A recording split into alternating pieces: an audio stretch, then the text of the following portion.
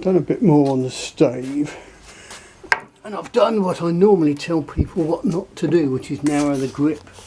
That's so I can bend it there to straighten out the lateral bend.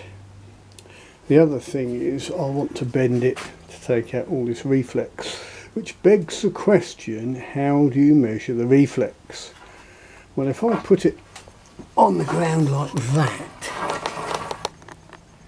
I don't know if you can see, and measure how high it is off the ground, that's about 5 inches. Or is it?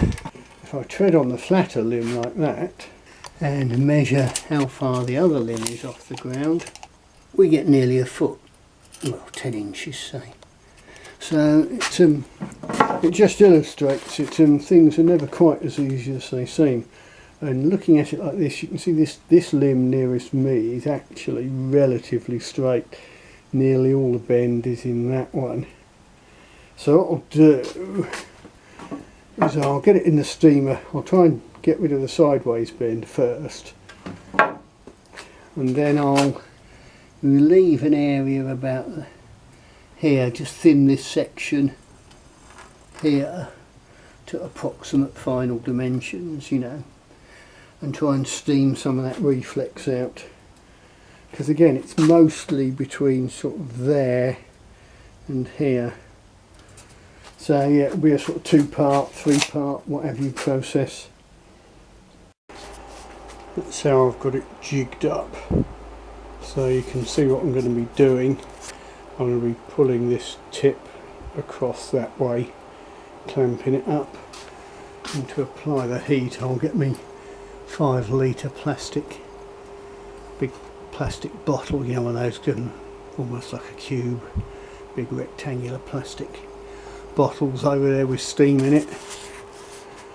Well, we've got a slight change of plan, because the 5 litre bottle I was going to use wouldn't push down over the stave and fit in there. There just wasn't enough room for it, so I've used that bit of black drain pipe I had before. It's a bit of a tight fit on the wood here, but of course remember I've narrowed it where it's got to bend, so hopefully that will get plenty of steam round there, and I should be able to just clamp it across here once it's good and hot.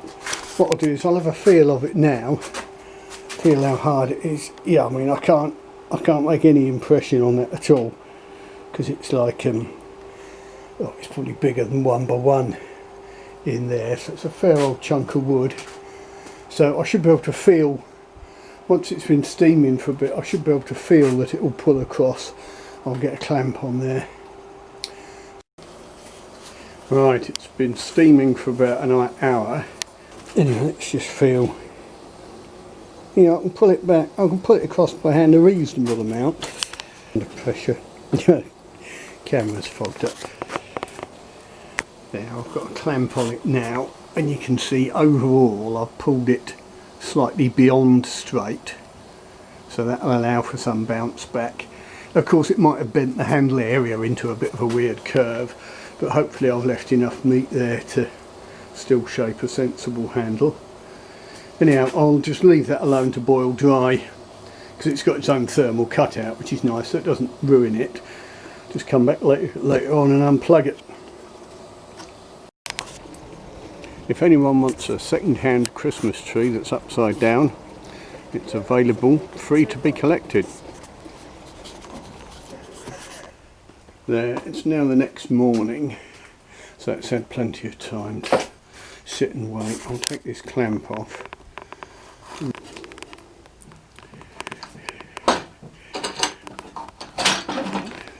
There we go, it's spun back a little bit.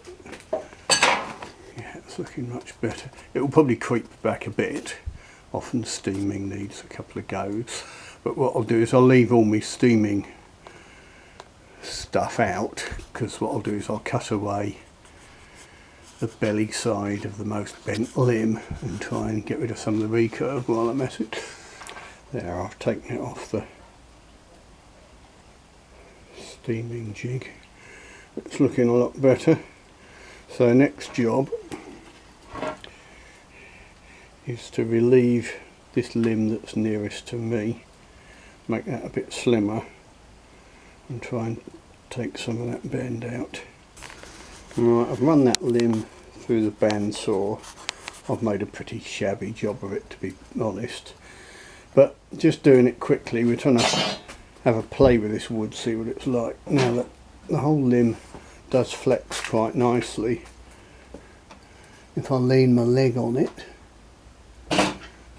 you can see it's moving, but let's look at it like this. We're pretty straight to about here, so I want most of the bend in this sort of section. So if I get me heat on there, and then maybe from there, sort of from the grip, we're looking at maybe about a foot. Get some heat on that, same as before, clamp it over here. Hopefully it will take out some of that bend. I don't want to end up with a big deflex kink, but hopefully we'll just get it a bit straighter. If we can get it coming back to about, say, here, so I'll pull it right back to the wood. That shows how I've had it clamped up in position. I'll take the clamps off now, I think.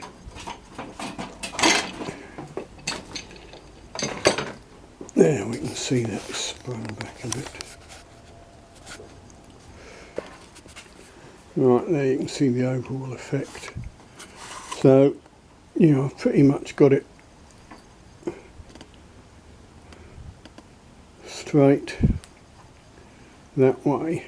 Of course, what the heat's done is probably relaxed that